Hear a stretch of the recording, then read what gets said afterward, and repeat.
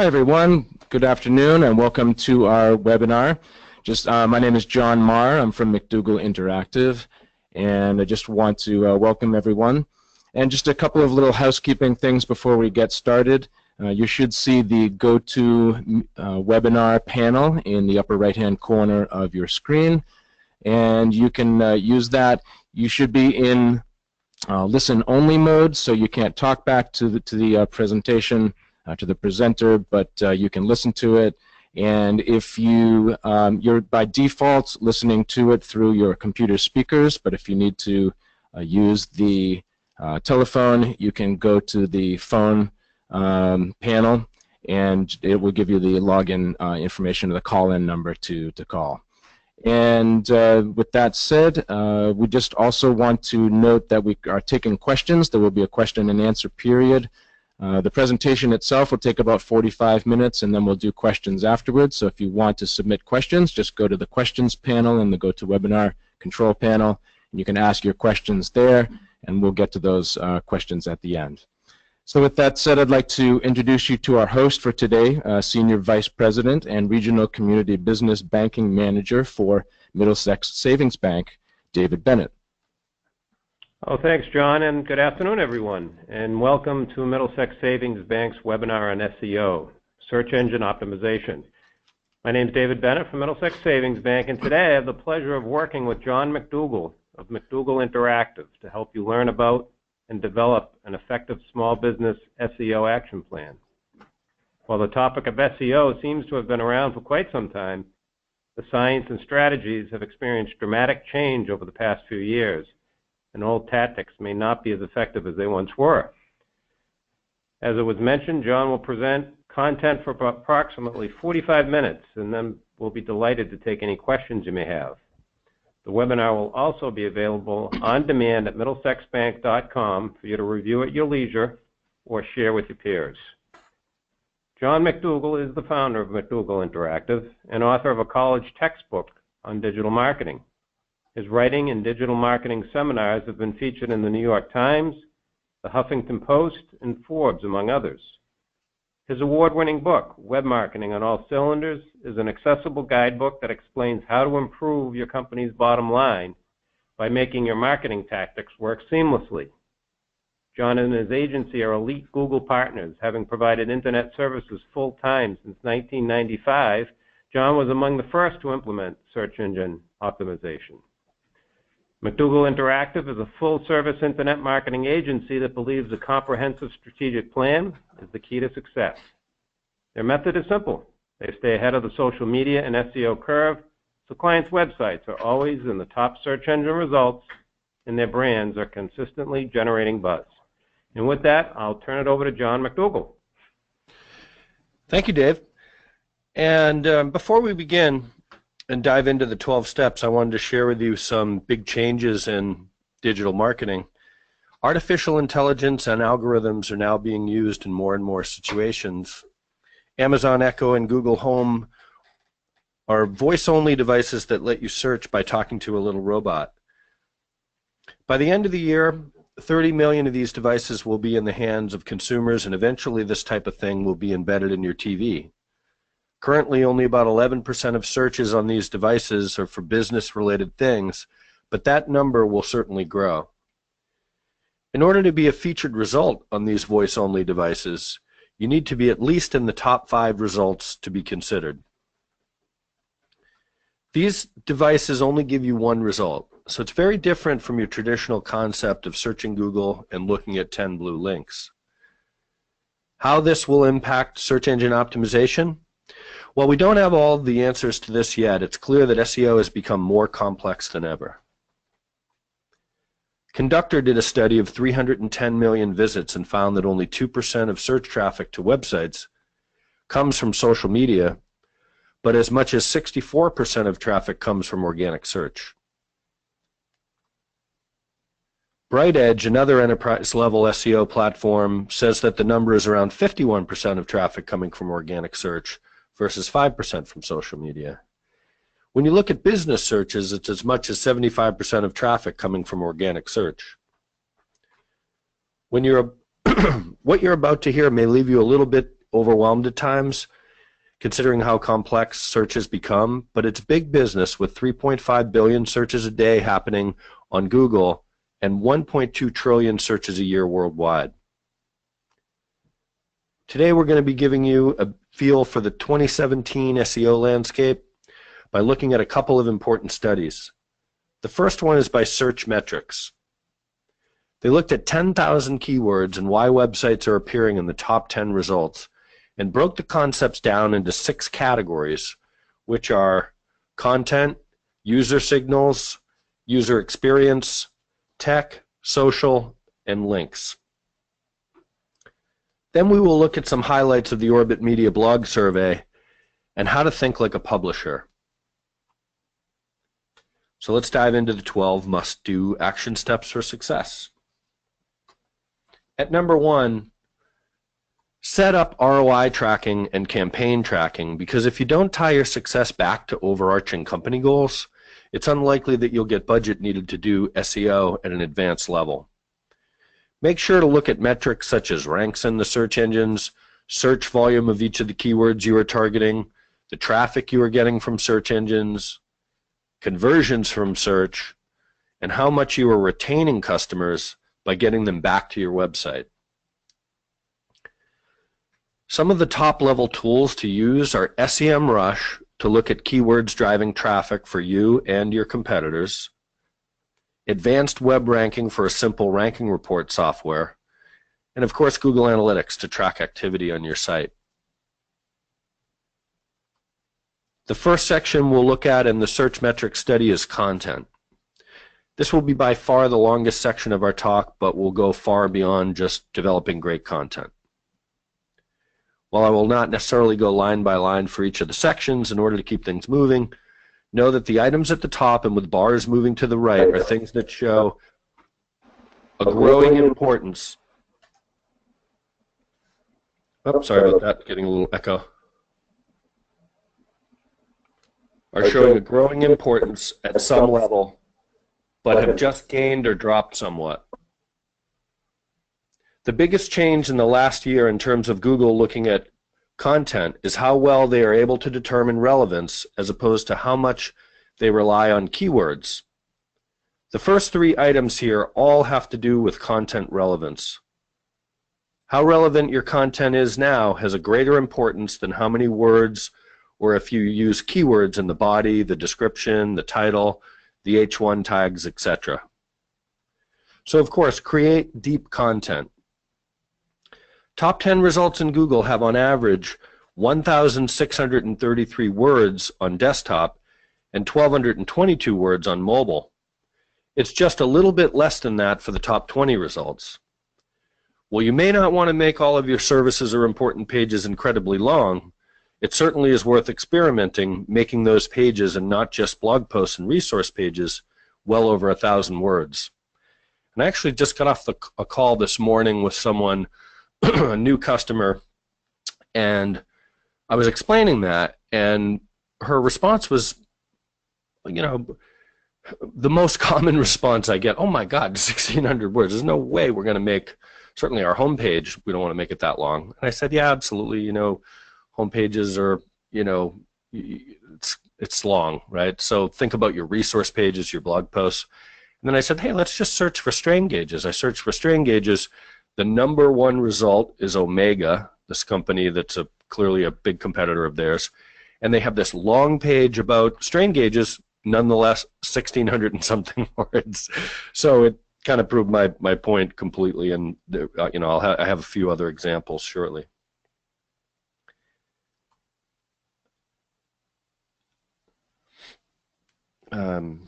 So here's an example of an auto accident practice area page from a law firm that has an introductory description, but also bullet lists of the subtopics that will eventually be turned into separate pages.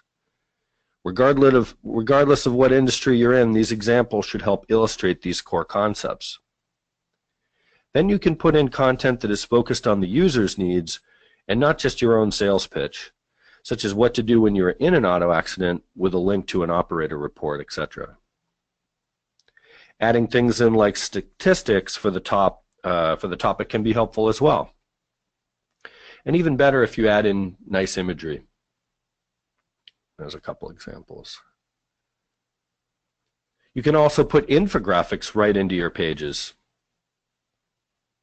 You can write in-depth resource pages, including FAQ type of content, and add links to pages with a variety of podcasts and audio content as well. The statistics for adding video are undeniable, and video will help increase your time on site, but also humanize your company. And here we see an example of long-form content that is 2,858 words and ranks #1 for tips on how to file a patent. Another example is, and I actually want you guys to search Google for this, not necessarily right now, but later, go check out a search in Google for the truth about small wind turbines. And the company that ranks has a page that's 6,367 words long.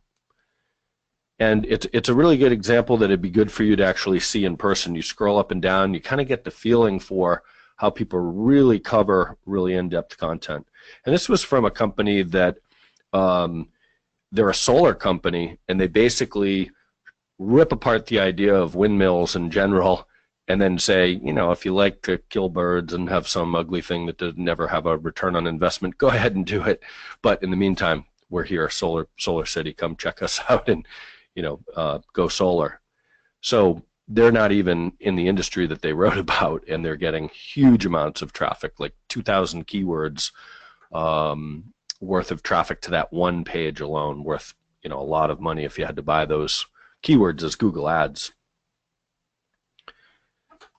It's also really important to look beyond individual pages and think about volumes of content.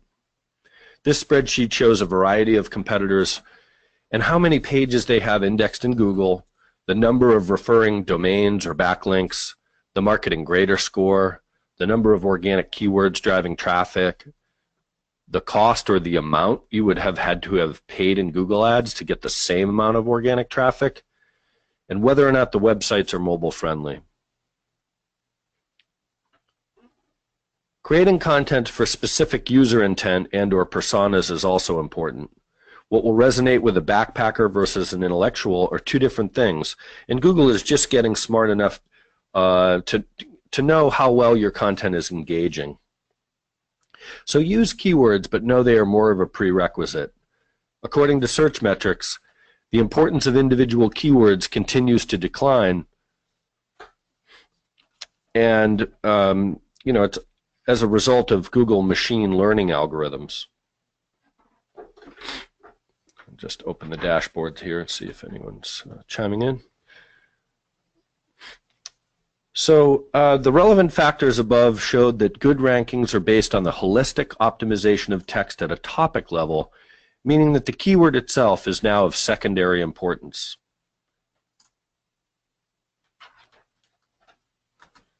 Keywords still go, you know, in your title tag, your meta description, headings, body text, alt tags, and URLs. And top 10 results have 7.5 instances of the keyword on average. That means that while you might be tempted to barely use keywords, it is still most often the case that a decent amount of keyword usage will help you rank. Now, relevant content can rank without exact keywords, and topical authority trumps keywords, but it still helps to use them within reason, at least at this point.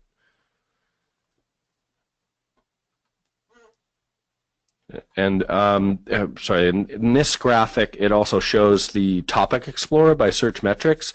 The idea here is to find all of the related keywords to the main phrase you are targeting and cover the topic more completely. So if you're trying to rank for avocado recipes, you will need to add these other keywords and or have supporting pages using these keywords rather than just cram your main phrase on one long single page. So to summarize the content factors, know that relevance is key. The URLs with the highest content relevance are those on positions 3 to 6. According to search metrics, this is because the first and second results are often taken up by a top brand or Wikipedia who are able to break the rules more than a smaller site. Well over 1,000 words or even more than 1,600 words with highly comprehensive content is working best. Currently, only 53% of the top 20 URLs are using the keyword in their title, whereas in the old days, title tags had a massive influence on search rankings. This clearly demonstrates that Google evaluates content according to its relevance and not by the inclusion of individual keywords, or at least not only by that. Now we'll look at the Orbit Media blog survey. Very few bloggers publish more than once per day, and most publish 2 to 6 times per week, or at least several times per week. What that says to me is that serious bloggers publish at least multiple times per week, if not daily, while many businesses publish just several times per month just to try and keep up. Social media is by far the top way people promote blog content, but SEO is next in line. Since most traffic to sites is driven by organic search, I think that's maybe skewed a bit in the sense that bloggers may not always intentionally be doing SEO, but they really almost always get traffic from it. Email is also an important way to get your posts out there. So social media, SEO, and email promotion are not merely options unless you have a massive natural magnetism. Few have that luxury. There is so much competition that it pays big to spend more than an hour or two per post if you want to keep your content deep and shareable. And not everyone has caught on yet to doing more than 1,500 or more words per post, so give that a shot as well. Publishing daily will give you a serious edge, assuming the content is good. Using an editor will give you finesse that running gun bloggers don't always have. And finally, adding audio will make you just that much harder to catch up to.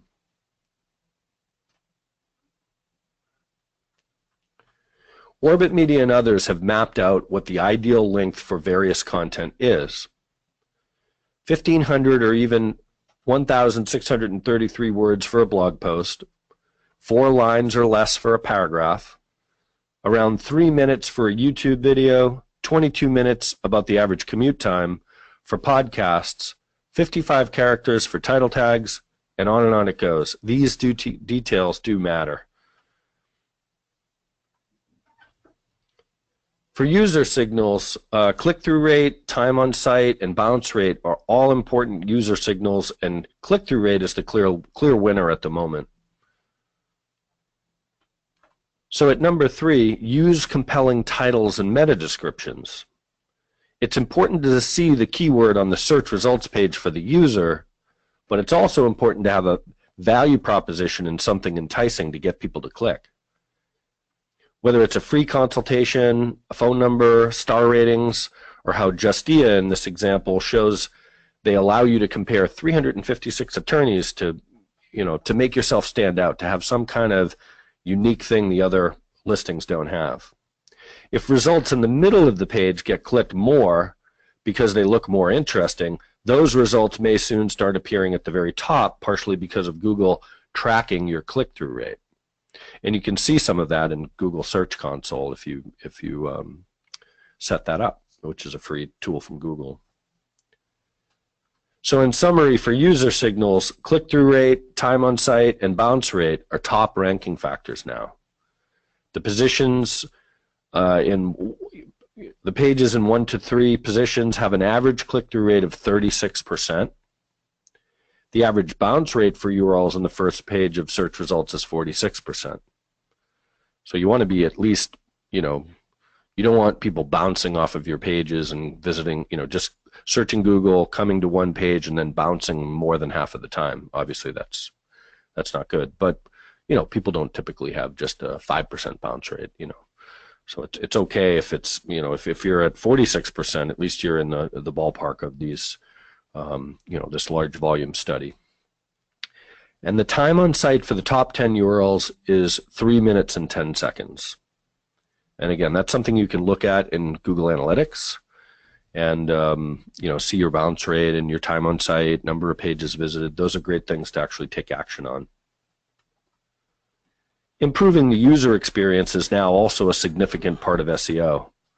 Having a decent font size, adding images and interactive elements, as well as improving your interlinking structures are important factors. Adding video can also help. Having too many advertisements, flash elements, or massively long bullet lists are not ideal. So at number 4, an actionable takeaway is to systematically lower your bounce rate.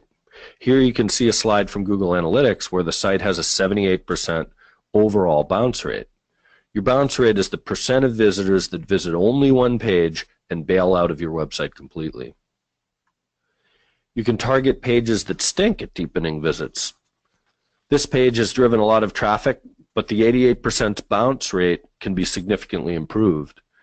If you sort by the most visited content in Google Analytics, you can get to the important pages to review quickly. Here's a page with too many ads, something Google quality raters also look at. And Ropes and Gray has an awesome site, but it's an example where some fine-tuning, such as breaking up the paragraphs into even smaller chunks, can help. It's also important to have clear calls to action, including top-of-the-funnel offers. Having ebooks or interactive elements like quizzes where you require an email address and/or phone number can help improve the number of leads you get. According to HubSpot, only 5% of the internet is ready to fill out a form, call you, or buy a t-shirt, etc. If you do not have an offer for the other 95% of web surfers, you're missing out on a huge amount of leads that you could then follow up with using email marketing and marketing automation. So, in other words, SEO isn't the be-all, end-all. You got to get people to your site, get them back to your site, and don't expect them to just buy on the first go-round. And so at number 5, internal links are an often overlooked part of getting a website to rank.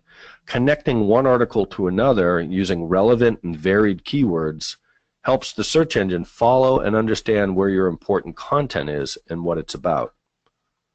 And here's an example of interlinking from, this is just a miscellaneous HubSpot blog post that I found this morning, actually, to add a new example. And those first 2 links, how to define a pillar page, the way people search for information has changed, those, we call that anchor text essentially, and these are fairly long phrases that they're linking from. Those go to pages on HubSpot, other HubSpot pages. And then the links in the third paragraph go to some trusted resources like Search Engine Land. So they're interlinking from article to article, and then they're also citing other experts. And Google would expect that. They expect people that know a lot to know others that know a lot. So it's, it's like the, in the medical community when an article is published by a doctor and then, a lot of people cite that. So similar idea here. At number 6, do user tests and use heat maps to improve your time on site. Usertesting.com allows you to watch as visitors attempt to use your site and speak into a microphone to give you feedback. Crazy Egg, Hotjar, and Clicktail give you advanced heat maps to determine where users are going and clicking on your site. If your calls to action are in a zone that doesn't get clicks or engagement, you can test moving them up into the hot zone. And we just did this today with a mattress company we're working with, and we saw, we built the site actually, and we didn't have a call to action in the main banner where there's a nice mattress and a nice headline and subheadline. And we were looking at Hotjar result, the stats from Hotjar, and sure enough, people are not something like 100% of people see the banner, and just right below it, it's 75% of people get down a bit, and then 50% of people really were getting to the next calls to action. So we're moving a call to action up above the fold. Fairly common issue. So we like Hotjar the best, comparing price and features. Crazy Egg and Clicktail, those are other good ones, and Lucky Orange, there's a bunch of them out there. But we don't see a lot of people using these, and there's good reason to do it now that these factors are actually more baked into Google's algorithms for SEO and why you're going to come up. So if you can adjust these things and make users click and happier, it's going to help you. So in summary, for user experience factors, internal links are said to be one of the most important user experience ranking factors, yet are not often optimized. HubSpot says that most of their traffic comes from old posts, which have built up authority in search. Linking to them and updating them can help increase the amount of pages people visit on your site and keep things fresh. So that interlinking is important. A reasonable amount of external links to resources is also helpful, as we saw HubSpot linking out to citing other experts. Add a decent number of images, include videos, and 2016 saw a marked increase in the use of structured elements like lists and bullet points. Now for technical factors, having a secure site, HTTPS, have heading tags, using a .com domain, keeping your file size down, reducing your site speed, or increasing how fast your site loads, and proper URL length are all things to review. Google really wants everyone to use HTTPS, so keep that in mind. We're just trying to switch over every client and every page, not just shopping cart pages, over to HTTPS. In summary, for technical factors, almost half of web pages, in the top 10 now use HTTPS encryption, up from 12% last year. 86% of pages in the top 10 now use a .com TLD. Pages in the top 10 positions have a loading time of 7 to 8 seconds on average. So if your load time is 40 seconds, like we saw with one client recently, we got it down to 7 to 8 seconds, and they really wanted to get to 3 seconds. And that's certainly going to be better for user experience, and it's a great goal, but you can't necessarily always get there. And at least from an SEO perspective, 7 to 8 seconds is a great start, actually. Top ranking pages typically have longer URLs, around 53 characters on average, not a mile long, but some explanation and keyword driven to explain what the page is about. And all 100 of the top 100 domains are mobile friendly. And I'll actually say that again because that's kind of a staggering factor. Of these 10,000 pages and keywords that Searchmetrics is looking at, every single one of them is mobile friendly. So the days of having a non-mobile friendly site should be gone. Since not all URLs make use of H2s, Searchmetrics recommends using them for a competitive advantage. So part of HTML, you can break up your page with heading tags. H1 is larger, H2 is smaller, so you have a main topic and a subtopic, etc. And so, and I thought it was important to have one key takeaway for the technical elements. So set up and use Google Search Console, because Google gives us this for improving the crawlability of our pages and to reduce broken links and various errors. So set it up and use it on a regular basis. And we went over the tech factor summary there. And so at number 8, optimize mobile user experience and site speed. Optimizing your mobile user experience and site speed will impact your organic ranking now. This slide from GTmetrix shows a website with really poor mobile speed grades, and it gives recommendations for your developer. There are some WordPress plugins that can be helpful to improve your mobile optimization, but it's usually something you want to get help with. So for technical and mobile ranking factor improvements, desktop is around a third longer than mobile content. Pages ranking for mobile have a file size of about a third smaller than their desktop equivalents. And mobile pages load around a second more quickly than desktop. And the second to last section we're going to look at is about social signals. Facebook, Pinterest, Twitter, and Google Plus all made the list of things to keep an eye on. But obviously improving your thought leadership with LinkedIn and LinkedIn publishing and other social networks like Instagram can be helpful as well. This slide shows how having more than 2,500 words can improve your social shares and not just your organic ranks. And this is from Buffer, who, if you're not familiar with Buffer, they have an awesome blog and an awesome tool for social media, kind of like Hootsuite.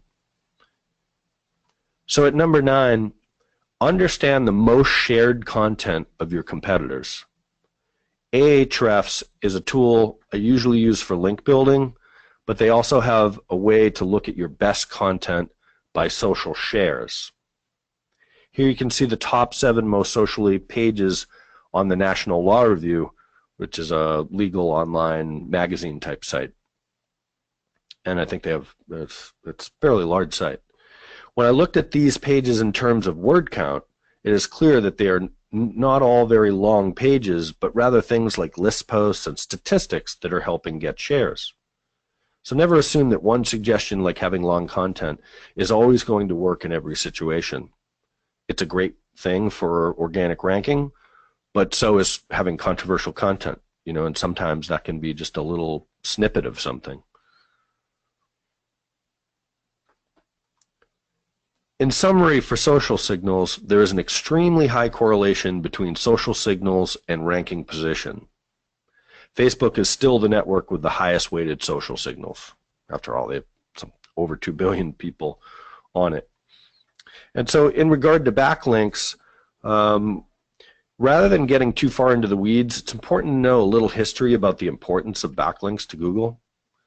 Google's first name was actually Backrub, in reference to how they were so focused on looking at backlinks, although I'm not sure they would have been so famous if they didn't change their name. And their first patent in 1997, which kicked off their company, was called PageRank. This was a revolutionary new way for search engines to use backlinks as votes of confidence when judging who should come up at the top of the search results. To say that links have been an important part of SEO is clearly an understatement, but backlinks are lessening in value partially because people don't tend to link from mobile devices. So everything shifts, and finally, after all the way from 1997, now things are shifting again, and there's a lessening within reason of backlinks. So at number 10, while links aren't as valuable as they used to be, it's important to improve your inbound links. It still is, and something you have to face, and it's not one of the easier things to do. It's essentially public relations. And Ahrefs is one of the best tools, and here you can see one website's links sorted from best to worst. Huffington Post, Mashable, Forbes, and Reddit, those are all good examples of sites that'd be good to have a connection with. They're top authority sites, big media sites, and you'd much rather see those in your backlink profile than just freearticledirectory.com, things like cheapo directories, etc. We've even had clients like a sales training company had links from Kim Kardashian sites, and we're thinking, I'm not sure the connection here. And it looks like their in quotes SEO person had done some link building for them and really reached into some really strange places to get them. So those things will actually hurt you. So you have to get good links and make sure not to have bad links. And you can use the Google Disavow tool to tell Google what links you don't want to be associated with, because bad links can hurt your rankings. There's a Google algorithm update that started in 2012 in April, called Google Penguin. And it's easier to get out of it now because it's a real-time update, and if you just upload the list of all the bad links to you, it does help remove any potential penalty from being associated with sites that just don't match you and aren't really related. Using tools like prleads.com for $99 a month can help you get featured in media regularly. Helpareporter.com is also good, but there are hundreds of thousands of people competing for journalists' attention in the free version.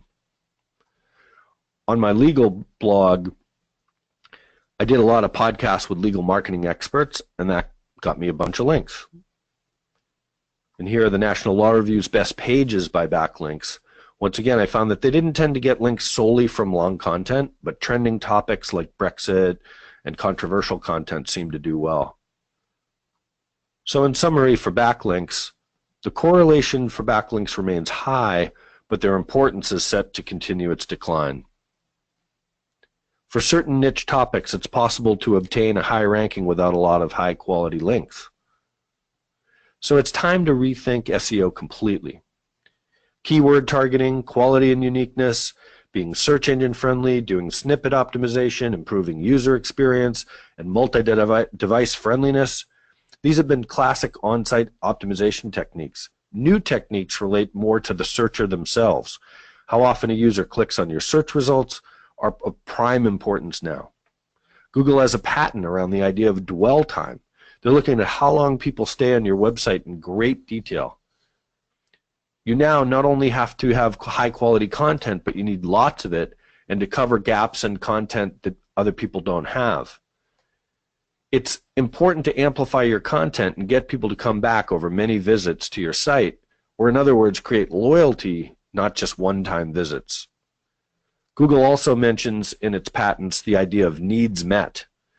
They are able to track if users are completing tasks like filling out a form or buying something. If users are able to complete tasks, they are more likely satisfied, and therefore your website deserves to be at the top.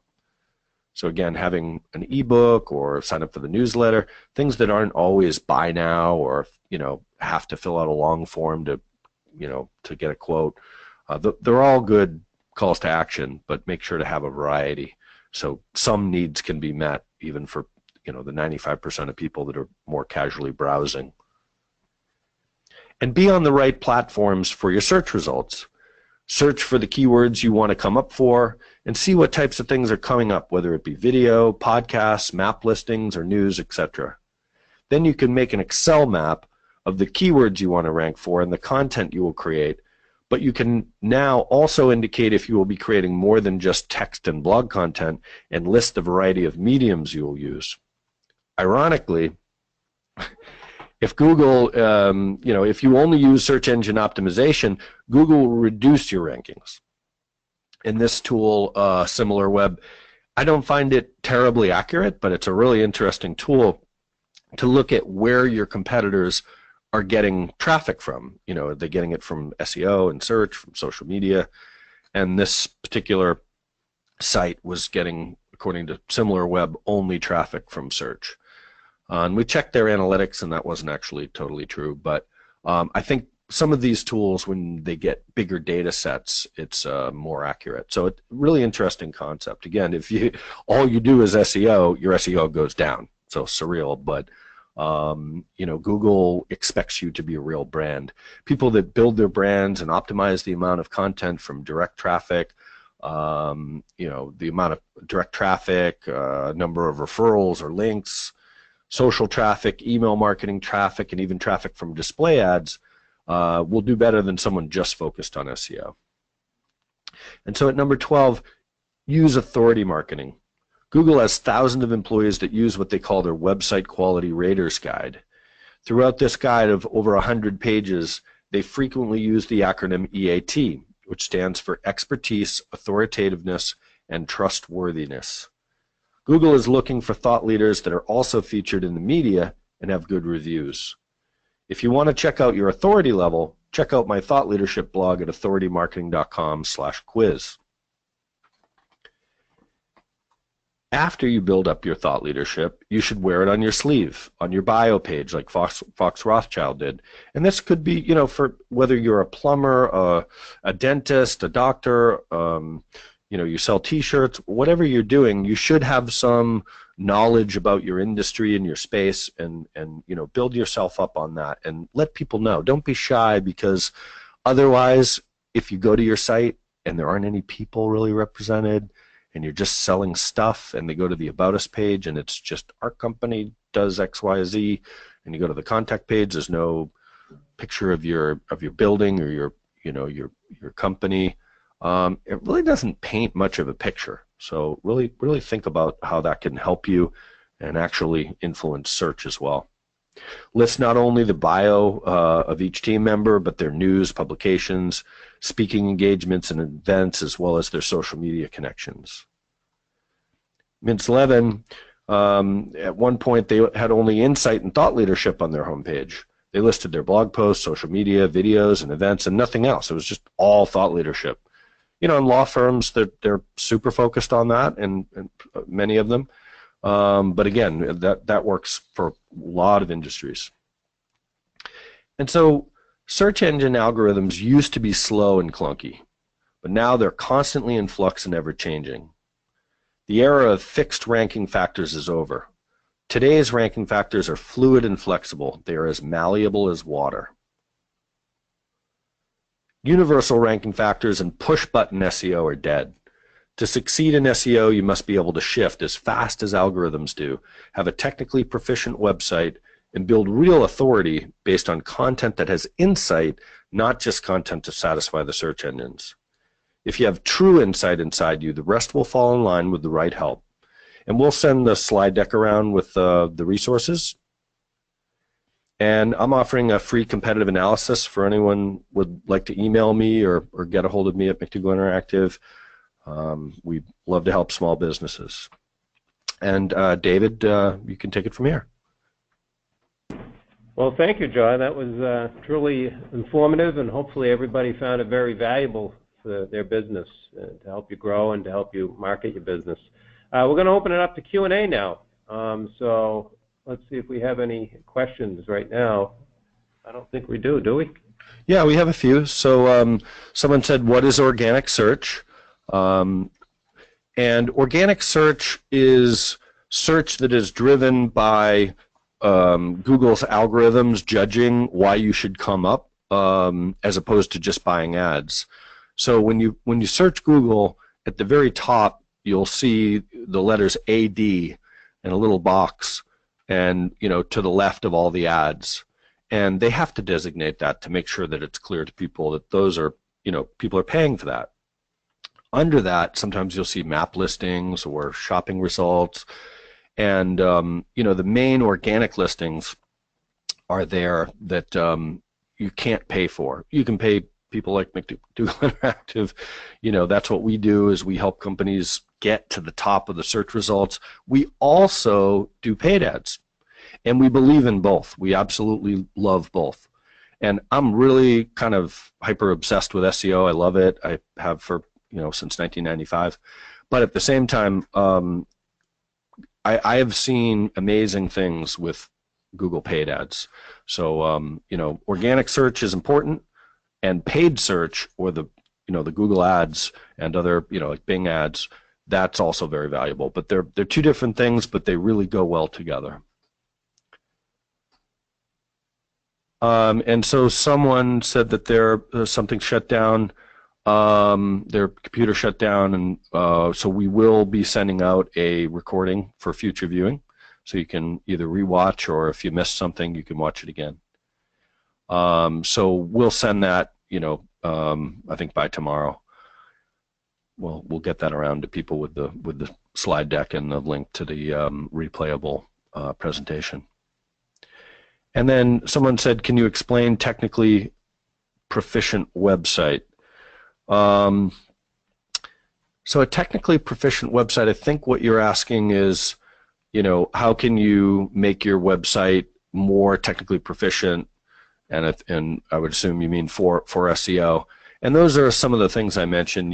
Having HTTPS is good, having a fast loading site is good, not having a site that is hard to use. And then if you set up Google Search Console, which again is free, Google will tell you if your site is mobile friendly, which pages are not mobile friendly, if there are broken links, 404 errors, which is when a page can't be found, if you're breaking the rules for the amount of characters in title and meta tags, a title tag around say 55 characters. You don't want to put the title of the page in the code, the hidden title tag code. You don't want to cram in a paragraph in there, and we see that, and that makes a site not technically proficient. Those are some things that are a red flag to Google that just make you look sloppy. So there are a lot of different things. Using WordPress and or WordPress themes is a good way to get a lot of the core technical stuff, just right out of the box, a good WordPress theme is already going to be, good, clean, keyword-driven URLs, hyphenated URLs. So there are ways to speed up the ability to have a technically proficient site. And again, tools like GTmetrix, web page speed test, things like that can tell you more deeply where you might be going wrong. And then someone said, if I could do only 3 things, what would you recommend? Well, number one, if you're not publishing content, then you're really not going to do well with SEO. And that's part of the theme of this talk today. SEO is changing. In the 90s, over a weekend, I built a website. I did the logo for a hearing aid site, and I did the logo, new branding, in like 2 hours. And my father at his ad agency once got like $900,000 for a logo, so I was a little in a different realm than his agency. But I did a half-decent logo quickly, designed and built the website. I rewrote content for all the manufacturers of hearing aids, and it was so early with organic search. This is actually before Google, and I ranked #1 in Yahoo for hearing aids. And then a company bought the whole company, and absorbed it into their larger hearing aid company because they kind of couldn't outrank us. So having a content strategy is #1, and I would say actually as part of that, having a strategy should be in the top 3 things to do, because people say, well, what top 3 tactics should I do? And one of the mistakes is just to dive into tactics. Have a plan to be a thought leader, have a plan to have an editorial calendar for blogging and content and organic search. And then at number 3, if you're not going to really give SEO a real concerted effort, meaning realistically over time developing 200 or 300 pages on your website. If you have a 15-page site, your likelihood of outdoing other sites with just adding keywords is limited. So I'm not saying you immediately need 300 pages, and that will depend in your industry. If your competitors all have 10-page sites, maybe, if you have 15 or 20 equally good pages, you may help you quite a bit. But realistically, if you're not going to really give it a lot in SEO, it's a lot harder than it used to be. It's not impossible. And again, if you follow some of these tactics and get some good help, you can pull it off. But use paid ads would be the 3rd tip, because it takes longer than ever to do SEO. And to get a blog off the ground, I have a story from Rand Fishkin, one of the top SEOs. His wife had a travel blog, and it took her over 2 years to get considerable traffic.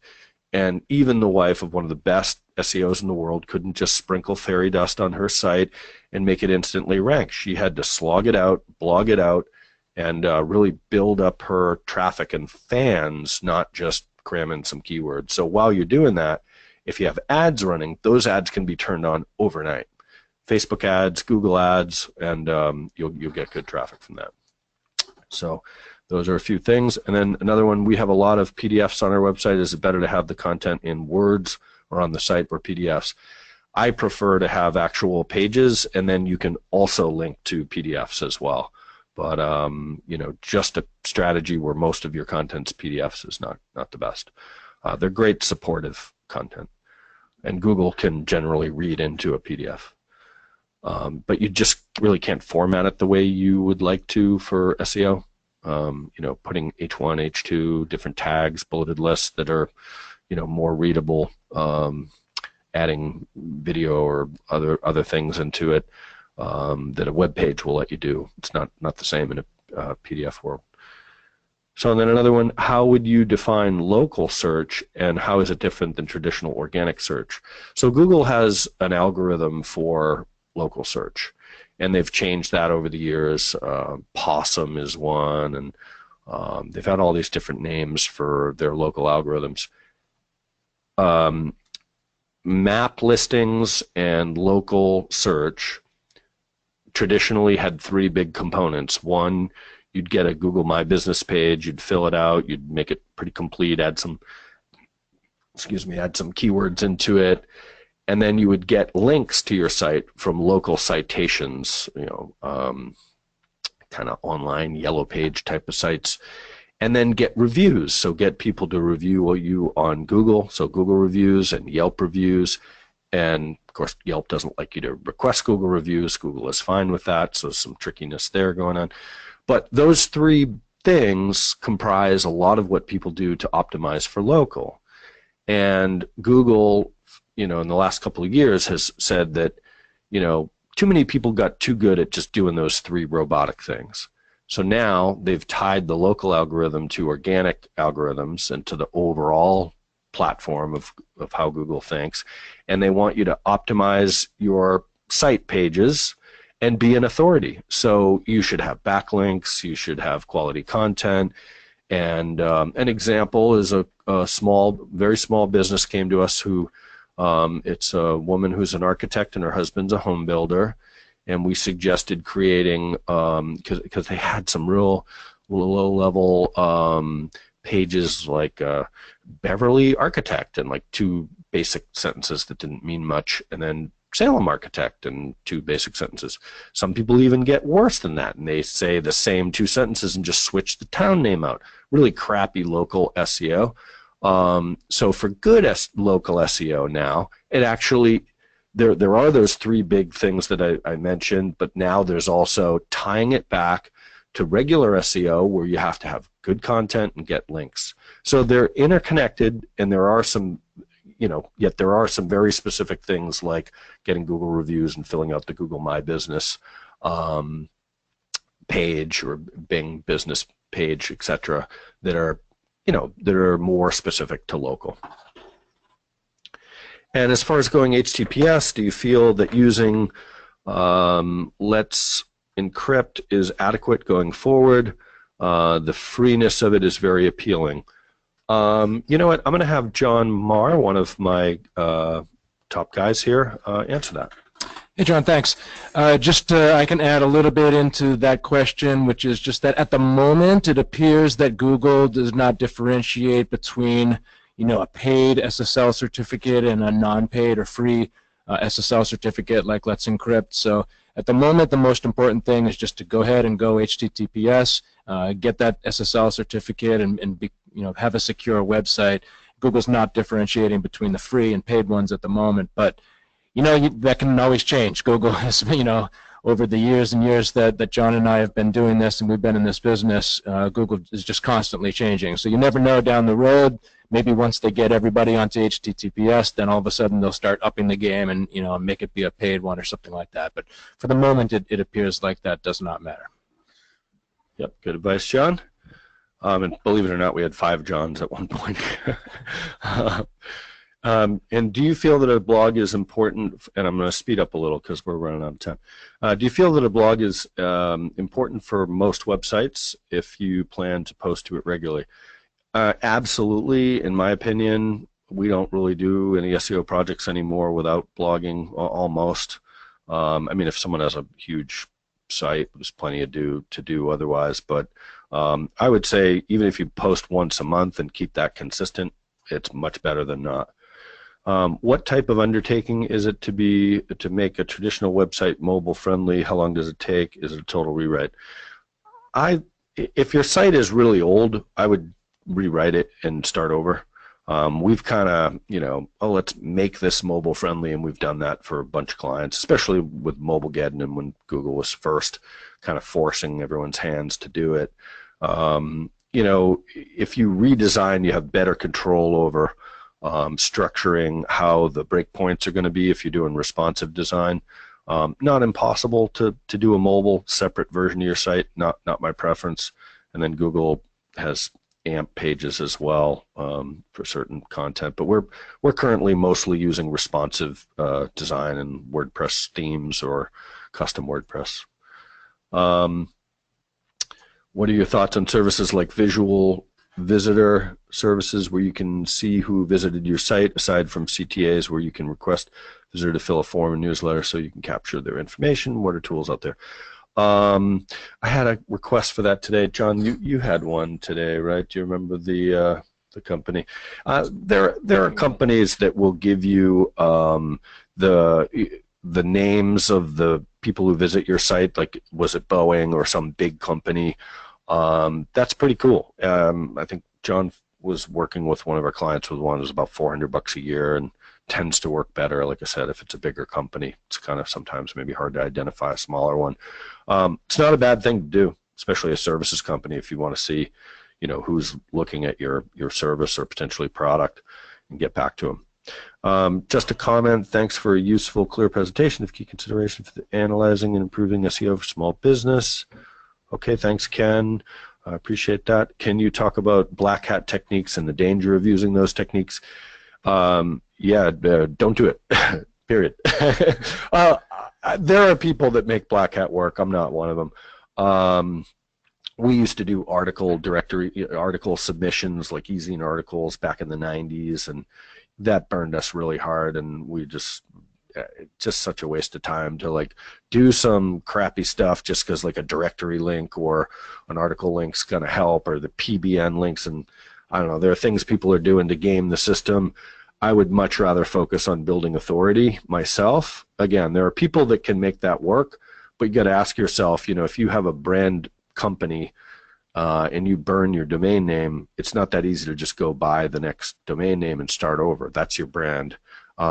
Conversely, if you just sell, pea protein powder as an affiliate and you want to make a few bucks, you can buy, Joe's pea protein powder, and if you burn it by doing cheesy things that Google bans you for, you can buy Susie's protein powder the next week, but not the best strategy.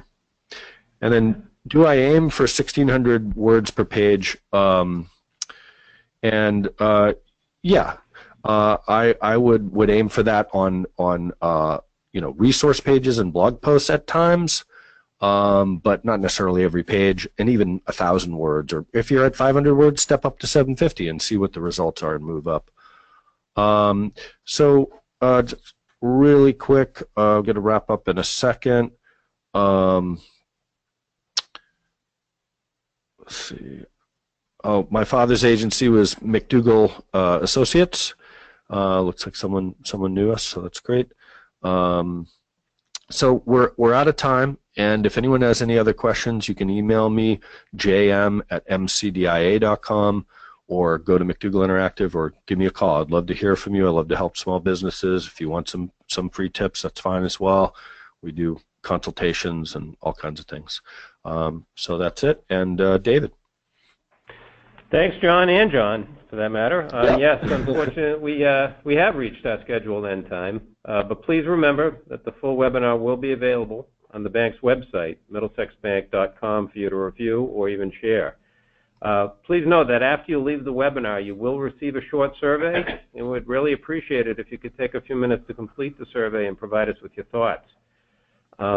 Again, thanks to John for his insightful, helpful, and valuable presentation. Thank you all for taking the time to attend, and please keep your eye out for future webinars. We hope you enjoy the rest of the afternoon. Thanks again.